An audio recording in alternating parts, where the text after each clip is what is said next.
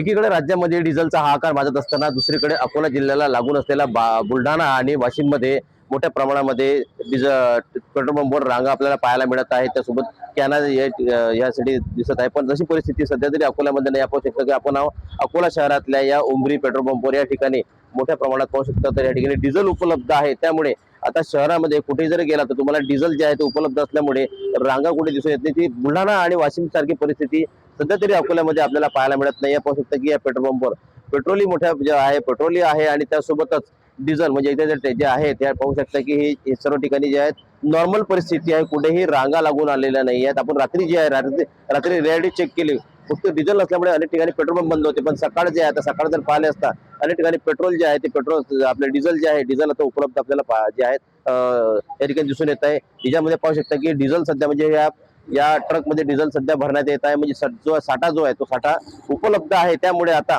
कुठेही आता जिल्ह्यामध्ये जी आहे त्याची परिस्थिती सध्या तरी आपल्याला आता दिसून येणार नाही, कारण बाकीचे आहेत वाशिम आणि बुलढाण्यासारखी परिस्थिती आता सध्या ठिकाणी तरी पाहायला मिळत नाहीये।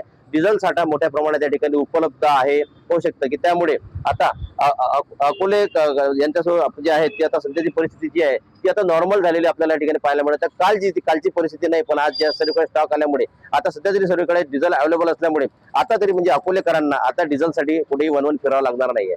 गणेश सोनवणे, टीव्ही मराठी, अकोला।